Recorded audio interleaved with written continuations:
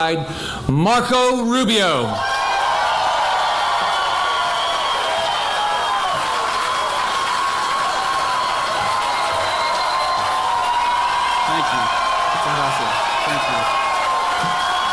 Thank you. Thank you.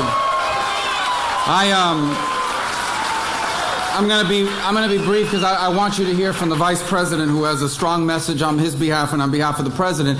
Pero quiero hacer esta observación en español. No creo que exista otro estado que tiene dos senadores que pueden dar un discurso en español. I don't know of any other state that has two senators that can give you a speech in Spanish. So, and we are so happy to have Senator Scott with us there. I have five very quick but important messages that I wanted to share here today in this opportunity. First, let me just begin by thanking the President of the United States and the Vice President. And I want to tell you something about them. There has never been a moment where I've had to convince them to care about this issue. In fact, I do not recall a conversation I have had with either one of them in the last 2 years in which the topic of Venezuela was not raised by them. And they deserve tremendous credit for that and for the work they've done. This is not the first visit of the Vice President to this community. He was here less than a year ago, or about a year ago, to talk about this topic. But I told him, and I believe this will be the last time he has to come here for an event like this, because there will never again have to be an event like this. The next event will be free and fair elections in Venezuela for the people of Venezuela.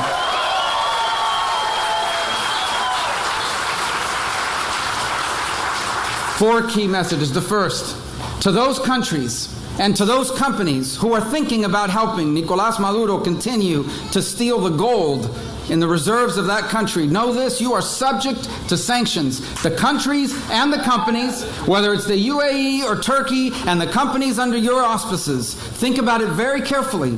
The law is clear. You will face severe sanctions if you allow Nicolás Maduro to continue to steal the gold that doesn't belong to him, but to the people of that great country. To all the international partners from Europe and elsewhere who want to be helpful, we thank you. We welcome you. We want your engagement and assistance, but know this: be careful. This man, Nicolás Maduro, has turned negotiations into a weapon to buy time. There is no time left, and the only thing to negotiate is the date on the free and fair election for the people of Venezuela.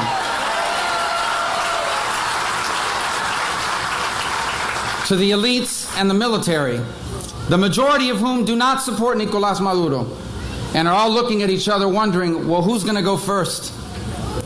Understand that already many of those on top have sent their families away, and they'll be the first ones gone. You're going to wake up one morning to the news that Nicolás Maduro and Diosdado Cabello and all these other people have left, and you're going to get stuck behind. Do not let that happen. Take the step you must take now to recover your dignity and to recover the dignity of this great nation and to restore it.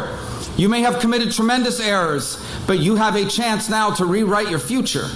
And let your future be a future on behalf of the people that you have sworn to protect, not on behalf of oppressing the people you're supposed to be standing with.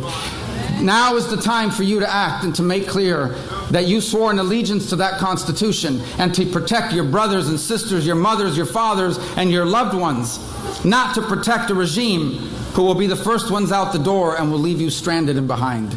Now is the time for the elites and the leaders in uniform to stand up and say, we will protect and defend the Constitution, we will recognize the interim president, and we will be here to protect this nation and its free and fair elections.